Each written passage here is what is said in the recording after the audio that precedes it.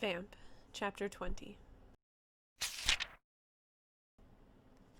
Once the spike went through mine and Vladimir's heart, Aden was thrown out of his trance, and he collapsed onto his knees and stared at us with his mouth open. Vlad and I stood together for a few minutes. Then suddenly he coughed, and blood splattered all over my face.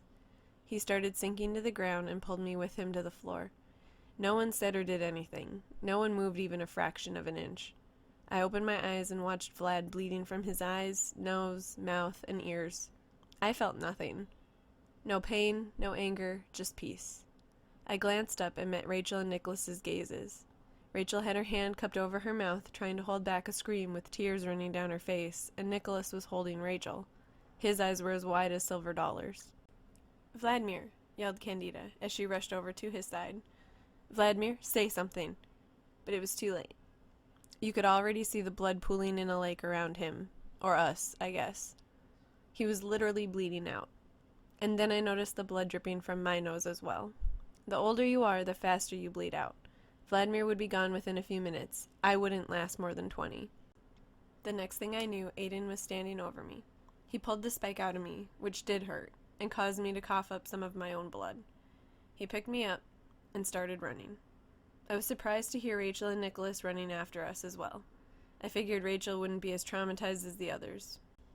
We were never close to Vladimir. He didn't have the hold over us that he had over the others. What terrified me, though, was what we could hear from the castle. Candida was screaming in the distance, all in a language I didn't know. But I was sure she wasn't happy, and thankfully she was too distracted to command Aden further. I knew we were in no danger at this immediate moment. The clan was shaken by the loss of their master. They wouldn't even know how to fight right now if their lives depended on it, because the grief of losing that bond would be too great. Aden ran with me quite a ways. He was fast, and so incredibly strong. Once he reached the forest, he slowed, and a few minutes later he knelt down behind a tree with me still in his arms. He was on the verge of breaking down. I could see his dark red eyes were filled with tears. "It's okay," I said softly as I looked down at my chest. There was a big hole right through my heart.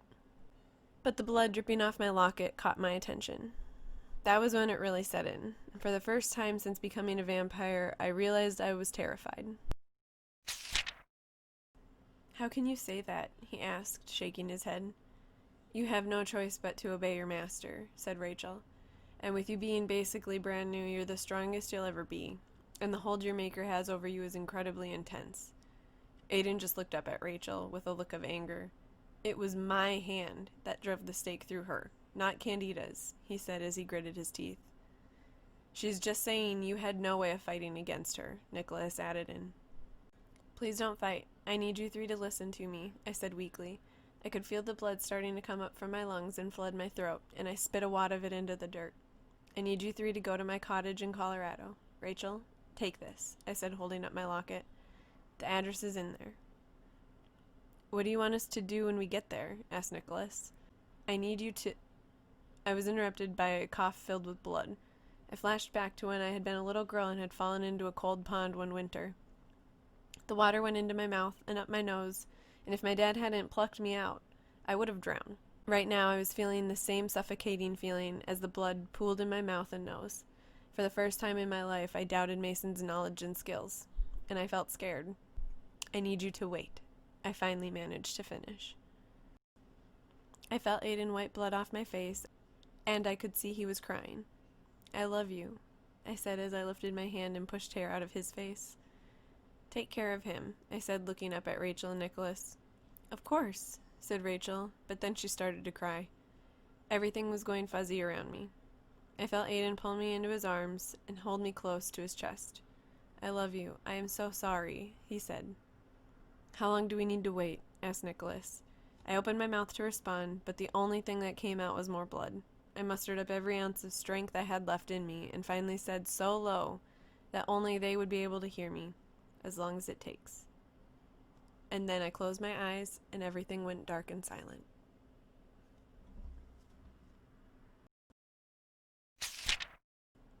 "Babe," said Aden. He looked down at Gretchen.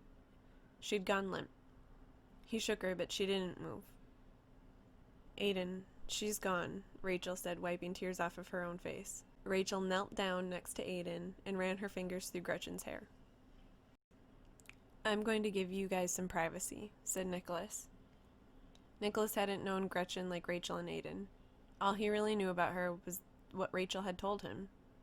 He wished he could have gotten to know her, and he felt bad for their loss. However, he knew that they needed their time to say goodbye, and he wanted to find a spot to bury her. As Nicholas walked around, he found the perfect tree to bury Gretchen under. It was a massive willow tree. The leaves were blowing in the wind, and the light was coming down and creating a beautiful scene. And there were flowers on the ground around the tree. Nicholas knelt on the ground and started digging with his hands. It shouldn't take me long to dig a hole, he thought. Rachel and Aden were still with Gretchen. She was the first friend I ever had. Even when I was alive, I didn't have friends, Rachel said as she wiped another tear off her cheek. I wanted to marry her, said Aden. Rachel looked up at him. Really? She asked. Yeah, Aden said as he half chuckled. I think I fell in love with her the first time I ever saw her. It's so cliche, I know. But I would lose time thinking about her. And then when I got to know her, I started thinking about a future with her. I thought about growing old with her. He let his words and thoughts trail off and kick some dirt around on the ground. Rachel and Aden spent the next few minutes in silence. Rachel leaned over and closed Gretchen's eyes, then saw Aden looking at her. I'm sorry, it was kind of bothering me. Me too. I'm just too scared to move, he replied. Just then, Nicholas came up to them. I've got a grave dug for her if you guys are ready. It's just over there, he said, pointing in the direction he came from. Aden and Rachel stood up and followed Nicholas to the spot he'd chosen. This is perfect, said Rachel. I thought so too, Nicholas said. Aden walked over to the hole in the ground and looked back at the girl he loved in his arms. I don't think I can put her in there, said Aden as he shook his head and looked at Rachel and Nicholas. Rachel looked over at Nicholas and nodded in Aden's direction. Nicholas walked over and slipped his arms under Gretchen's body, and Aden let his arms fall to his sides. Nicholas knelt down and laid Gretchen in the hole, fixing her hair and hands so she looked like she was sleeping. Ashes to ashes, dust to dust, said Nicholas quietly as he made a sign of the cross on her forehead. Dude, said Aden as he shook his head. I'm sorry. I was going to monastery when I was turned. It's comforting for me to believe that we go on afterwards, Nicholas said as he shrugged his shoulders. Rachel nodded. She was a great girl who knew what she wanted and went after it. Aden stood there and watched as Rachel and Nicholas started filling up the hole with dirt. Scoop by scoop, Gretchen was being slowly covered. Aden kept thinking, wake up, wake up, wake up. But no matter how much he wished it, that hole where her heart should be wasn't closing up. Aden looked over at Nicholas and Rachel. He assumed that Nicholas felt the same way about Rachel that he did about Gretchen. And he was jealous. They would make it out of the situation together. They would be able to be together forever, and he'd be alone. He could feel his anger rising. We should really get out of here, said Rachel. Where are we supposed to go? Asked Aden.